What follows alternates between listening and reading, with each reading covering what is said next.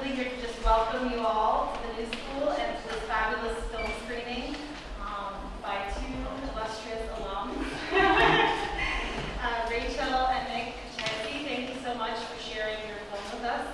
Both alum of the new school, so we're very proud to have you here. Rachel received a BS from the new school, and you received a master's degree in film and media studies. And I think several new school faculty are also featured in the film. So this is really a home event, homecoming of sorts, I guess. So my job is really just to, again, welcome you and encourage you to invite you all after this film screening. You can also join us for several events we have going on at 4 o'clock with Joey Kinnan and at 5 o'clock with the Women's Panel. So thank you for being part of Climate Action Week. And maybe we'll see you marching tomorrow with the new school banner. All right, thanks.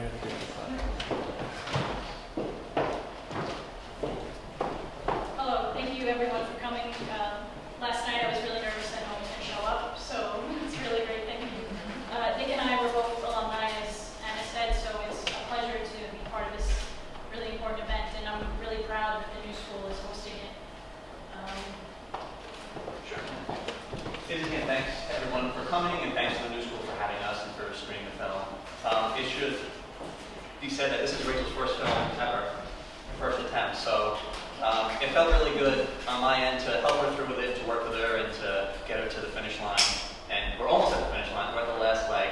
We still just have some technical stuff to work out, some audio mixing and color and so on, but the content is locked in, so it represents what we feel about this topic and what our research showed us. Right? So thanks again to everybody for coming out, and we hope you enjoy it.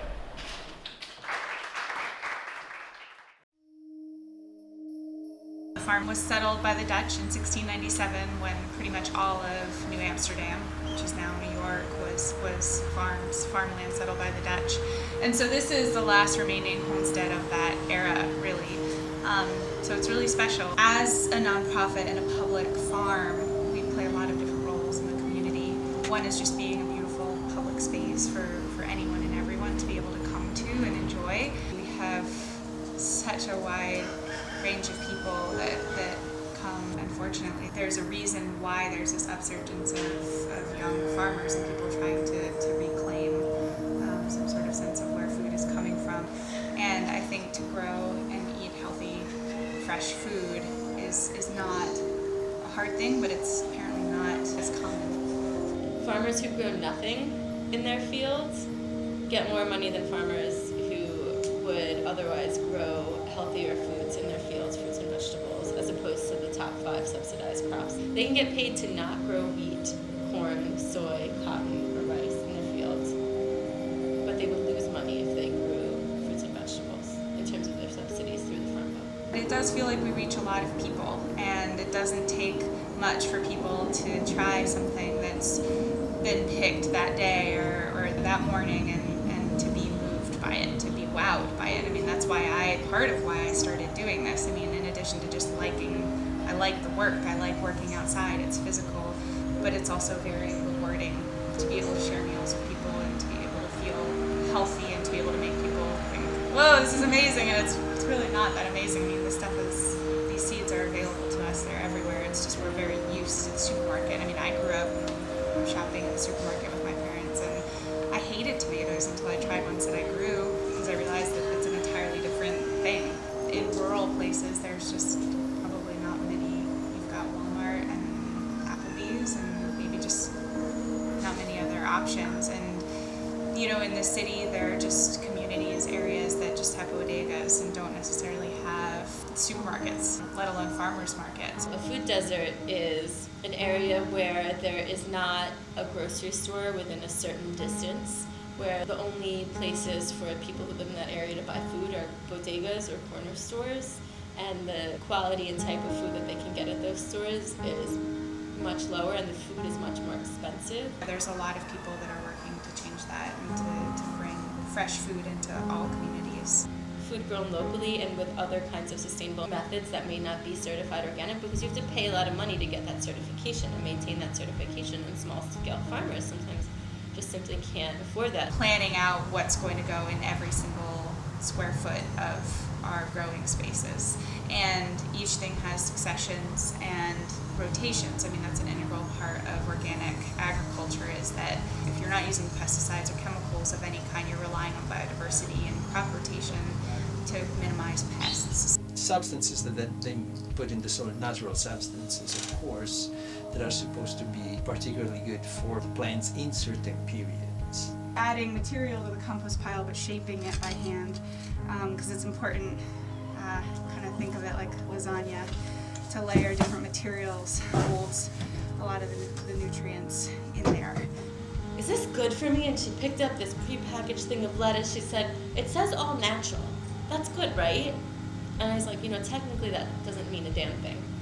To them, organic means healthier, it means produced in a more sustainable way, it means more environmentally friendly, and it means more expensive. So I've talked to farmers at farmers markets. I asked them how is your food grown? Do you use a lot of pesticides and herbicides and all of that kind of stuff? And they say, we're basically organic. We're not allowed to say we're organic because we couldn't afford the however many thousands of dollars of certification for that kind of thing. We are a functional working farm, but that we also are a public farm, and that comes with a lot of time investing in the community and people and visitors.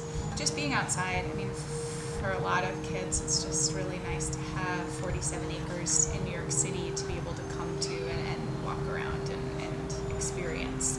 You have to work with nature in a way.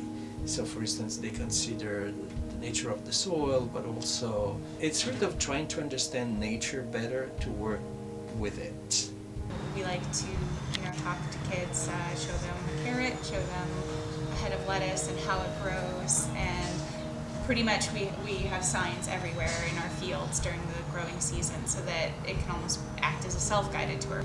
Kids can see for themselves what's what, which is exciting. And I really believe that if we nurture ourselves and our cities and our world when they're still well, before they get sick, then we have a much better chance of keeping them that way.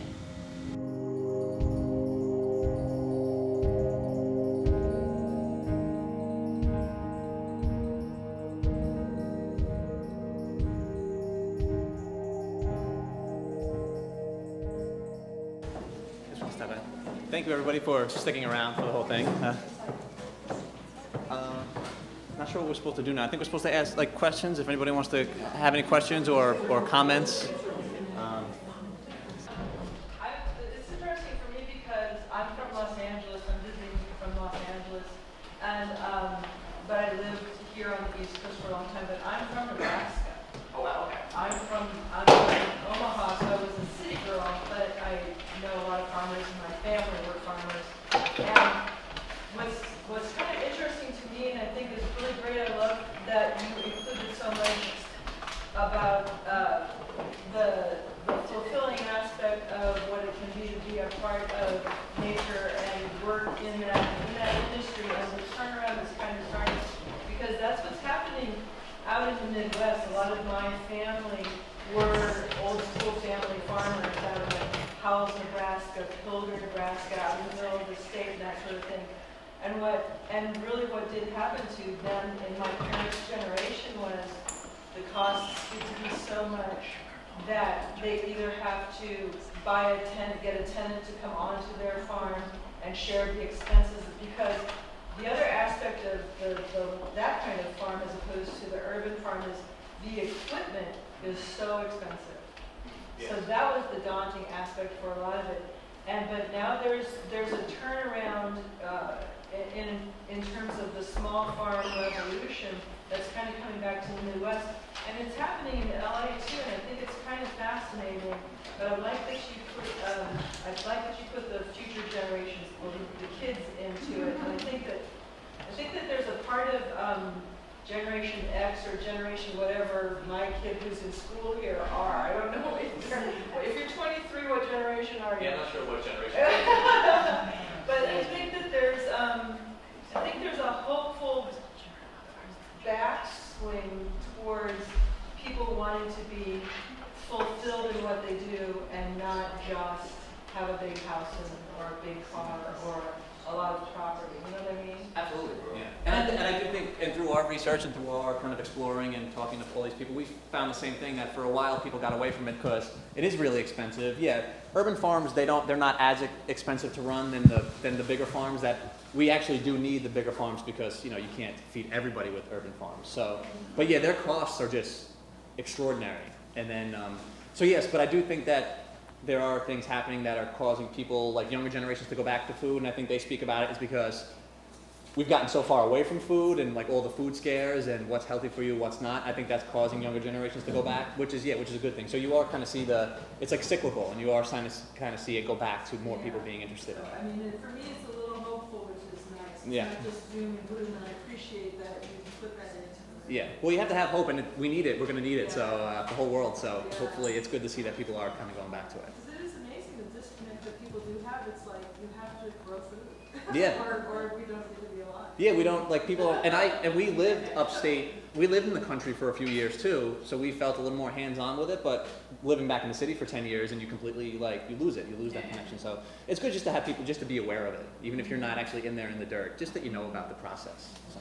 But thank you so much. Yeah, one of the things that actually inspired the film was I was in a garden with young kids, and an adult pulled a carrot from the ground, and one of the kids said, "Oh, carrots come from the ground," and I was just really struck by that, and I was like, "Whoa, that's really interesting." And then just kind of moving from there and researching and finding organizations like CSA. Well, and you know, coming from the Midwest like that, I don't know what they do.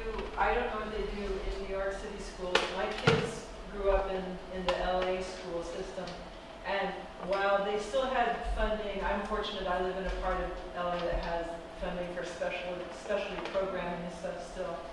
But I don't remember them ever doing anything like I remember, and it was probably second grade, like getting the lima bean and putting it between the paper towels and watching the shoot come out and then getting to transplant it to the little Dixie cup. It was huge. It was like you really wanted your lima bean to survive. And I don't even know if they just do simple stuff like that anymore with little kids in school. Yeah, I wouldn't know. I think it's kind of few and far between that they do stuff, especially in urban areas. Like for instance, when we went to Salem where we shot that upstate stuff, what they do with all those kids. They have those kids working in the gardens all the time because it's right in their backyard, and a lot of them probably will work in agriculture in some form. So they definitely do it in areas like that. I'm not sure about the inner city. I couldn't tell you exactly, but I would guess it's probably lacking. Well, I know that there are a lot of schools in the city that have kind of converted part of their schoolyard to gardens, or even on the roof and things like that. So I think they are trying to bring it back and Because that's the only way that you really can get a kid's. Yeah, they have to see it. They have to be able to grab it. Yeah. And it's not instant, and everything is so instant now. Gratification is so instant. Thank you. Yeah, thanks so much. Rachel, congratulations. oh, thank you, Bill. The question I have for you is, what was your intent? Well, I think watching films like Food Inc., which I am a lover of documentaries, I watch a lot of documentaries, and seeing a film like that, it's informative and it's important, but it doesn't leave you with much hope of what you can do for the issue. And I think for this film, we wanted to highlight things like community-supported agriculture and things like that, because you watch a documentary and then you feel like, okay, well, what can I do with this information? How can I better the issue? And anybody can join a CSA. You can volunteer in a CSA. You can go out to farms and volunteer. So I think I wanted to really shine light on the people that are trying to make a more positive effort in bringing local food to people. So, Can I ask you another question? yeah. On my father's side, I come from farmland. I mean, he worked, he's the first kid who worked himself out of that become college. But before that, 4 years were farmers. On my mother's side, my father's side. There's lots of farmland in this country. And it's being worked in such a way that we are receiving food. New York State doesn't seem to be, or around the urban center, it doesn't seem to be full. Is there really a need for it to be open to that, given the way the whole country produces? Well, I think because the reason why we went upstate New York, like to Washington County, is because that's where most of New York City's, dairy and fruits and vegetables and produce comes from. You know, we hear about all the big, you know, commodity farms that are out in the Midwest, but most of the stuff in New York City comes from upstate New York region. And they do have a lot of farms in upstate New York, but upstate New York is being incredibly overdeveloped. Like, I don't know if anybody knows Saratoga or Albany, those areas. A lot of farms are around those, and Saratoga's a beautiful city, and so is Albany, but because they're becoming bigger cities, they're expanding, and a lot of the farmland is kind of getting gobbled up. So I do think that obviously out in the Midwest there's tons more farmland than we'll have here, but I do think it's important to keep what farmland we do have in New York State, in upstate New York, because that is where we get our produce from, and if that goes away, then our produce and our dairy is going to be coming from even further away than it is now. So I think that's kind of why it's important. I hope that answered your question. Right. Mm-hmm. Yeah. Two things. I live in Sonoma County, California, which is a fairly agricultural county, although more and more of the land has, quote, gone to grapes. That's the phrase we use. But we have two things. One, there's a school across from my synagogue. They have a garden. Volunteers from other people from our synagogue go in. One day, the kids grow the food. One day a week, that food is what's cooked and served in the cafeteria. It's all ordered. And they know this is the food we grew. The other thing is we have an organization called Daily Acts, and they've been doing a lot of gray water and rain barrel harvesting workshops, and they've been doing conversions with volunteers. They took the city hall of a town near us, and all of that landscaping is now edible. And they're working on doing this in different public spaces, but they also get volunteers together. They'll come for a weekend and they'll help you convert that lawn. We're trying to get people to take their lawns out. They don't belong in a drought. They kill, you know. So, but sometimes we go to native grass, native stuff, which is good, but also we can go to edible landscape. And it's just been real interesting to see how people have responded to having the city hall growing food instead of having a lush green lawn. Yeah, absolutely. And I do think people do positively respond to it. Like for instance, because about a year ago, Staten Island, and that's where we live, only had one CSA, and most people thought that Staten Island didn't have a market for it. Not that we don't have a population. The population of Staten Island is probably overpopulated, just like the rest of the boroughs. But they just didn't connect that people would actually care. But as soon as Dawn, that woman actually said, well, why don't we get more? She was able to get more, and people turned out in record numbers. So I do think that, to go along with what you're saying, I do think that if you provide people with those opportunities, they do embrace them, even if they don't really think about them most of the time. So, yes? I have a question. Maybe this piece of information that was didn't fill that in C. But I've heard that as far as the role of organic farmers taking carbon out of the atmosphere, and do you have that in your field? Do you have it as far as it can be quantified, at least in a broad way quantified as far as how much carbon is being brought out of the atmosphere by especially in organic farms, where you have a richer diversity, per acre that is actually pulling the carbon dioxide out, which is obviously the big role in the climate change. Oh, absolutely. Yeah, and we did talk to our organic section. Like we did talk to people more about it, and then it just came to editing a narrative for a documentary. We had to cut some stuff out that we thought. But no, yeah, that's absolutely right. I mean, I can't speak of it personally, but people that we spoke to definitely mentioned, some of those other, parameters of, farming and organic farming and some of the new techniques that farmers use, I guess, and equipment. But absolutely, yeah, we didn't really go too deeply into that, just because we wanted to keep, we had to make narrative decisions to cut. But no, that's very relevant. I do think that whole topic, that people, if they're interested, they should definitely look into it for sure. Do you have anything to add? No. Okay. Yes. It appears there's a huge potential in Staten Island. You talked about it a little bit. I mean, it used to be farmland, right? Yeah. 40s and 50s and 60s, I guess, right? Yeah, way back. Well, that's not too long ago, I guess, when you think about it. But yeah, I mean, there used to be tons of farmland, and there's still a couple farms. There's another farm that I know of. I don't know if they're fully operate all the time. So we tried to get in touch with them, but we couldn't. But yeah, for the most part, Staten Island does have a lot of space, lots of vacant land, lots of green space, and they probably could. There is a lot of potential to do more in Staten Island. Now, I don't know all the laws of green space. You probably can't just take green space and turn it into a farm if you wanted to. You probably have to leave some of it how it is. But even if you just took the vacant land, or there's tons of fields in Staten Island as well, like acres and acres worth of fields that they're probably not categorized as vacant or green space. They're probably just fields that exist that could probably be used as well. But that's why we wanted to focus on Staten Island for a few minutes of the film, because we do think that Staten Island has a lot of potential for urban agriculture. You could definitely do a lot out there. Mm-hmm. And also the politicians within that community and the members of the community itself have to, I think, be a little bit more vocal about agriculture in the borough and growing things. So yeah. Yeah, Staten Island is very. I'm sorry, but it's very developer heavy. So a lot of stuff gets. It's a lot about. And developers are wonderful because that's their job. But like a lot of the time, they'll look more towards money as opposed to. Which, I mean, I'm not going to kill them for it. That's their job. It's like, so you do it, but. And maybe away towards something like farming, you know, or agriculture, because they think there might not be as much of an economic base to it. So, just a second. Oh, sorry. But I came in later to film, so we had missed it. But and regarding that, what's your experience with New York City Parks Department?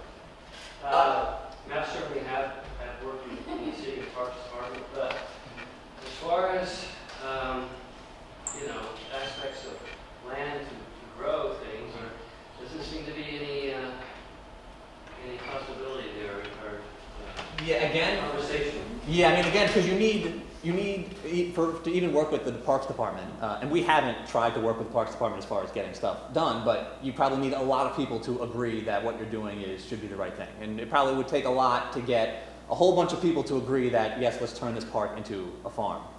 And again, I do think that a lot of people are kind of like, well, why do we need a farm here? I get my food from the supermarket. I live down the street from a Whole Foods, or I live down the street from there. So I do think that one of the bigger issues is just having enough people understand that you need farmland, because I think people are so, well, I go shopping and I get my food and I never lack in food, so I guess it doesn't matter. So I think you'd have to have people just become more knowledgeable of the situation at all levels, just because there's power in numbers, and the more people who want to do something like that, then it's obviously it'll be easier to work with the Parks Department and get them to get on board with more agriculture. Yes? I'm curious about the logistics of funding the farms. So with like the seed funds, you mentioned it averages to like $22 a week, but how many initial investors tend to go in on that sort of thing, and like what is their upfront payment, and how much does it really take to get one farm? To get like a CSA to go to a certain area?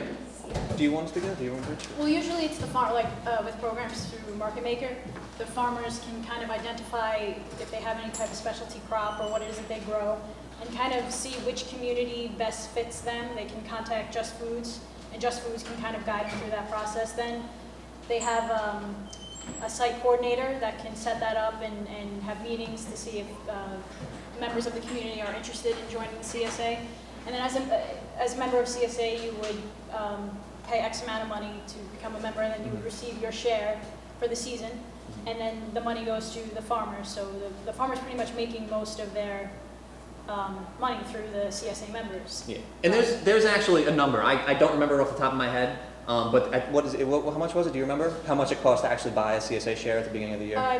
I think it's about $400. Yeah, but then you never pay another cent the rest of the summer, or the rest until fall, until stuff isn't grown anymore. So you get a weekly bundle of fruits and vegetables. We broke it down in terms of the film as $22 a week, because you figure if you go to the supermarket on a random day, how Like much once you're a week. spending or something. Yeah, average about. Yeah. So it's about $400 depending on, and then there's levels of membership, you know, depending on how much produce you'd actually want to receive and things like that. So. But as far as like if you wanted one in your community, every farmer it's really up to the farmer. If a farmer says, oh, if you've got 20 people in your community, then, because most of them have more than one CSA that funds them. They'll deliver to a few different spots in the city, especially if they're coming from like 200 miles away. They'll bring a truck and maybe they'll have 10 CSAs throughout the city that they'll go to. So really it depends on getting enough people in the community and having a farmer connected to that who will say, oh, okay, so if you got 20 people, then I can do that. Then I can do it for that amount. So it really depends. Like, And Fidelio actually, he has a CSA in Brooklyn, but his produce is sold at 2 green markets in Staten Island. Yeah. So they're not just limited by their CSA, they can branch out. Yeah, the CSA is a huge help, but they obviously have to sell their produce other places as well. Yes? Yes, could you just talk a little bit about the certification issue? I was a little confused, the organic certification. Oh, certainly. I was wondering, does it mean that you didn't find any farmers upstate, small farmers who used chemical pesticides and herbicides at all? I mean, are they all now more or less organic so that there's no need, or that the organic certification no longer relevant, or some still using? Yeah, well, we found, I mean, some farmers upstate are still like certified organic, which means they pay the money. There's also a lot of parameters that you have to follow in order to be considered organic, and sometimes for these farmers, even though they're doing it all natural, it does, like, they can't afford to do it because not only do you have to pay for the certification, but if you want to use, like, there's organic approved pesticides, and if you want to use those are really, really expensive too. So a lot of the time, like for instance, the sheep farm, like they're not certified organic, but they don't use pesticides, they don't use hormones, they're pretty much organic, they just can't afford to do everything to pay and to do everything that falls under the parameters. For instance, the dairy farm that we went to, that gentleman, he's not organic for a few different reasons. One reason was he said, because all he does is his cows just give milk, and that goes to either for cheese or for other dairy products. And he says he's not organic because when one of their cows gets sick, he wants to be able to treat it with medicine. But if you're organic, you can't. Just like if you have a child, you treat your child with medicine. So just because he does that, they can't be organic. But he says when they're, I don't know if you noticed, but at that point where he talks about those cool necklaces that the cows, every cow gets a necklace, and it has, in this computer scans it, and every bit of biological information on the cow comes up. And if it comes up that this cow had been on medication for an illness recently, then they don't take milk from it. So, but just because they gave the cow medication at one point, then they can't be. So it's a lot of different parameters like that, you know. And I'm not an expert on it, so there's probably even other stuff that I don't even know about. Yeah. But as far as we know, in upstate New York, usually nobody uses chemicals anymore, right? That's the thing, they want to get to a point where they don't have to. I mean, especially fertilizer. Yeah, they want to try to, they even if they're not organic, and they want to eliminate from everybody that we spoke to, and everybody was really welcoming. They like, oh, cameras, just come on in. They welcomed us right in the farm. They weren't trying to hide anything. They were very honest with us. They want to eliminate everything, but they said if they've had so far 2 crops of corn and they both got killed by bugs, they're going to have to spray it with something the next time, or else they're going to be in the poorhouse at the end of the year, because this is their living. They have to, you know. So, but they are trying to not use anything if they can. Yeah. Yes. So I'm near Alvin, and we have farmers. It's wonderful how the young people are coming and starting to farm, and they're usually the ones that are more organic. Because there are a lot of existing farms in my neighborhood who use chemicals and actually use GMO.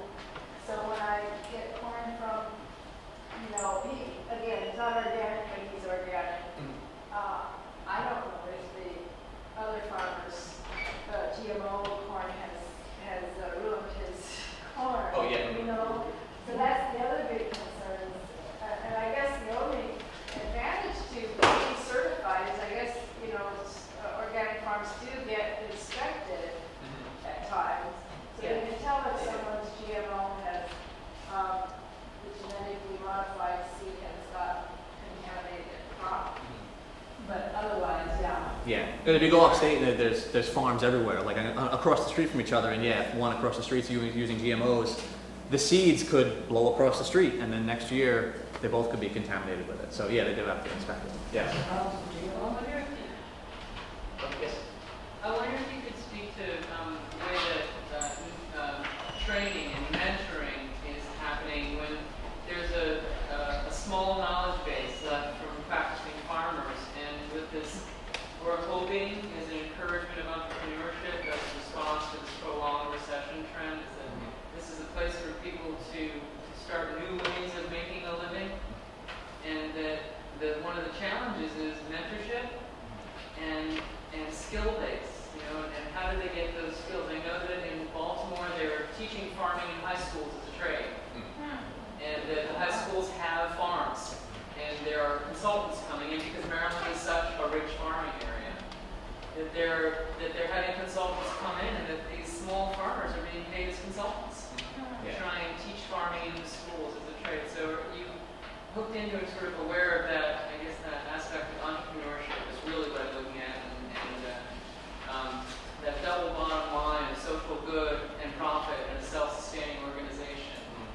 So that how are programs doing that? Yeah, I mean, and we've heard, like, for instance, like some schools, some colleges and high schools, like you mentioned, they do programs like that. I forget the name of it. Maybe you remember. Just Foods has, they have so many programs, but I know one, I can't think of the name of it, is strictly dedicated to going into schools, educating students on farming, agriculture, ways of getting into it, practices, things like that. I just can't think of the name of it. But I know Just Foods is very much dedicated to knowledge and education on agriculture. Yeah. And there's another program, I forget off the top of my head what it's called, so I don't want to like butcher the name or say it wrong, but the young woman, Kenan, who is the director at Queens County who appeared in the film, she did this program where you travel the world and you go to different farms across the whole world and you learn growing practices in different regions and different climates. I mean, she says a lot of young people do that, and then they settle into whatever place they're going to live, and then they start their farms there. So yeah, there are a lot of programs that are trying to get the knowledge up and trying to, like the same way you go to school to be, a mechanic, or the same way you go to school to be a lawyer. Like you have to learn how to, do this new, and it can be, like you say, it can be a new economy. It can be a new business that you could start. I think she had that first. Yeah, our local community college, junior college, has a whole 2-year program in various aspects, including winery. They have marketing, and the JC actually has a farm, a working farm, and they put on events there. They bring people in. A friend of mine is their marketing manager, and so they're very much involved. And there's all kinds of levels of animal husbandry and. I mean, I don't know, there's all these credentials within credentials. It's like that, the first 4 pages of the schedule of classes is all ag. And it's great. It's great, So, I mean, it can happen anywhere, I think. I don't think, yes, we've been in agriculture county for a long time, but there's lots of places. If you can do it one place, you can do it anywhere. Yeah, and if you can do it at a school, or a city hall. Everybody has schools. Everybody has city halls. And they might have to do it on the roof or tear up their parking lot, get rid of the cars. There's actually in Staten Island there's a community college, and they had all this like green space that they converted into a garden, and students grow the food and then they sell it in the school's cafeteria, so they can actually see the end, the process of to seed to someone actually eating it on the seed to table. Yes. So yeah. Yes. Oh, you're done? It's gone? Does anybody else have any other questions or comments or thoughts? What do you call this movie? Urban Farmers. Yeah, that was the working title, and we just kept it the whole time. We were thinking of calling it Country Mouse, City Mouse, but another film already has that title. So. Surprisingly. So we had to think of something else. Does anybody else have any comments or questions or anything? Yes. Is it going to be distributed once you finish? We hope so. In the mainstream? Yeah, we very much would like some sort of distribution. Probably streaming of some sort, Netflix, Hulu, something like that. If not, we'll self-distribute it, somehow, either online, people pay $2 and get to download it or something. Do you have a website? Yes, we do. Yeah, do you have? There's it's on the flyers form? outside. Yeah. I'll give you one, sure. Yes. Oh, I just had a question about the network of this kind of farm. You say the urban farm was came out of the urbans, and it was supposed to help small farms. Of course, they became non-farms. So the question would be, is a network of these across the country, or is there any functional thing to put on economic goals to actually make a difference? Oh, so trying to get laws or well, I think the mechanism for more than simply subsidizing the farmer as a commercial enterprise. It has obviously other benefits. Yes. Your social outcomes, your health outcomes are important, and you're not doing that. So I just wondered. Yeah, I mean, I'm sure there are a lot of people. I mean, for instance, ASA, that organization, they fight to protect farmland to keep it from being developed. Them and organizations like them across the country, I'm sure people are trying to fight to get legislation done that does actually kind of go back and support the farms and look at the social, impact, the economical impact, the environmental impact, and so on. I'm sure there are. It's probably pretty daunting to actually get any of that passed, because the Farm Bill and most other legislation is, I mean, I don't want to say written in stone, but to get that stuff changed has proven to be really hard. But I think people in general, as more people start to care about it, I think you will start to see maybe some sort of legislation be done to move back towards that, to be more mindful of all the, how much agriculture affects different, like you said, socially, environmentally, economically, everything. So hopefully, people are probably fighting for it, but it's probably going to be a long time coming before real stuff is passed. Yes. I mean, the point is, it's like, well, we don't need to get that. It's a necessity. It has to be. Yes, yeah. There's certain things, and that's the thing. I mean, that's what people don't realize is, what happens if in 50 or 100 years there's not enough farmland anymore? Like, I don't think people have actually sat and thought about what would happen to the world population if there's no place to grow food. Then I guess you're processing everything. But even when you process food, it's got to be grown somewhere initially. You gotta get it from something. Yeah. So. In my lifetime alone, the population has gone from 2 to 100 million. We're talking about exponential growth population. And it's somehow our minds don't, there's nothing to register. Yeah. There isn't something that says when I buy something that it depends on whatever it depends on. So you have no connection. Yeah, and as you said, the dairy farmer, he said by the year 2050, the population is going to be twice what it is now. And I would bet you any amount of money that there's going to be a lot less farmland by 2050, unless real massive legislation changes that. So what happens in 2050? I mean, there are places in the world now that don't get enough food. What's going to happen when there's twice as many people and then less farmland? And it's going to continue to go on like that until something changes. That's the goal of travel all over the world, increment of 60 to 90% of the population. Yeah, I guess that's, maybe that's, that sounds like a science fiction film. Okay, fine. Sounds like a sci-fi film, like, so the world can go on, we've got to eliminate 60% of the people who live on it. And then the rest of us can go on. Mother Nature has done that. Yeah, that's true, yeah. Mother Nature's done it before. There's that all moving Soylent Green. Yes. Picture the trees. I do actually find, and this is off topic kind of, but science fiction that we watched in the 70s and 80s is starting to kind of come true. So I'm kind of scared at what more science fiction is going to come true as we go. So, but thanks. Does anybody else have any other questions? My other question is the relationship to the topic of the climate change. Was there anything specifically with respect to that?